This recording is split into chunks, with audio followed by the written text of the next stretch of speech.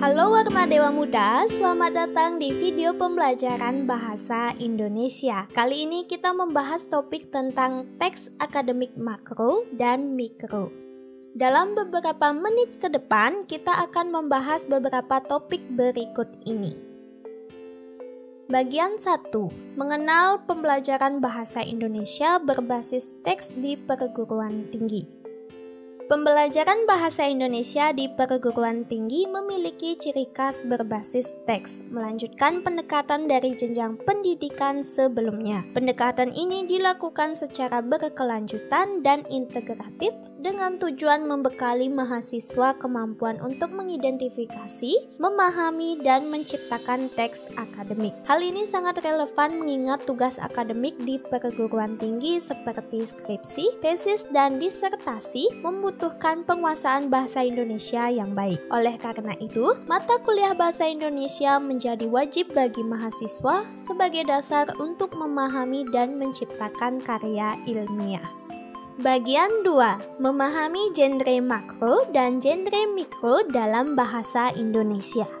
Istilah genre sering kita temui, misalnya dalam musik atau sastra. Dalam konteks bahasa, genre berarti jenis teks yang digunakan untuk tujuan sosial tertentu. Secara sederhana, genre didefinisikan sebagai proses sosial bertahap yang berorientasi pada tujuan. Genre dibagi menjadi dua jenis utama, yaitu genre makro, merupakan jenis teks yang lebih luas dan mencangkup berbagai genre mikro di dalam. Misalnya, teks editorial yang bisa mengandung elemen deskripsi, eksposisi, dan diskusi. Genre mikro, jenis teks yang lebih kecil seperti laporan, deskripsi, prosedur, eksplanasi, dan diskusi. Genre mikro berfungsi untuk membangun elemen-elemen dalam genre makro.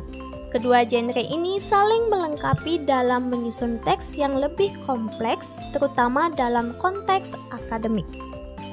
Bagian 3. Analisis teks akademik makro dan mikro. Analisis teks akademik dapat dilakukan dari dua perspektif utama, yaitu makro dan mikro. Teks akademik makro fokus pada struktur keseluruhan teks seperti pengorganisasian bab dan hubungan antar bagian. Ciri-ciri analisis makro mencangkup struktur umum teks seperti pendahuluan, metodologi, hasil, dan kesimpulan, konsistensi tujuan utama teks dari awal hingga akhir, koherensi dan kohesi antar bagian teks. Teks akademik mikro berfokus pada detail kecil seperti kalimat, paragraf, dan bahasa. Ciri-ciri analisis mikro meliputi pilihan bahasa dan gaya penulisan yang sesuai standar akademik, konstruksi kalimat yang logis dan mudah dipahami, penggunaan referensi dan bukti yang mendukung argumen. Keduanya saling melengkapi untuk memastikan teks akademik ditulis dengan baik dan memenuhi tujuan komunikatifnya. Bagian 4. Perbandingan teks akademik makro dan mikro. Perbandingan antara teks akademik makro dan mikro dapat dilihat dari beberapa aspek, yaitu fokus. Makro lebih menyoroti struktur keseluruhan, sedangkan mikro lebih ke elemen detail. Objek analisis. Makro mencangkup pengorganisasian bab dan hubungan antar bagian, sementara mikro menilai bahasa, kalimat, dan referensi.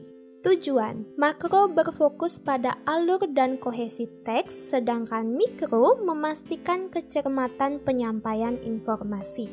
Bagian 5. Contoh penggunaan analisis makro dan mikro.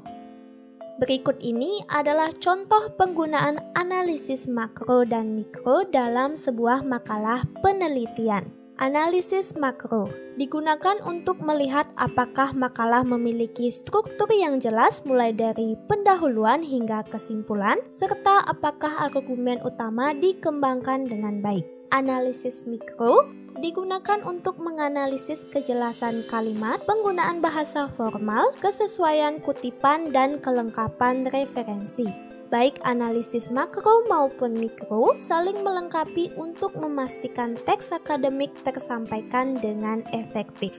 Demikianlah pembahasan tentang genre makro, genre mikro, dan analisis teks akademik. Dengan memahami konsep ini, mahasiswa dapat menyusun teks akademik dengan lebih baik, memenuhi standar akademik, dan menyampaikan ide-ide secara efektif. Terima kasih dan sampai jumpa di pembahasan berikutnya.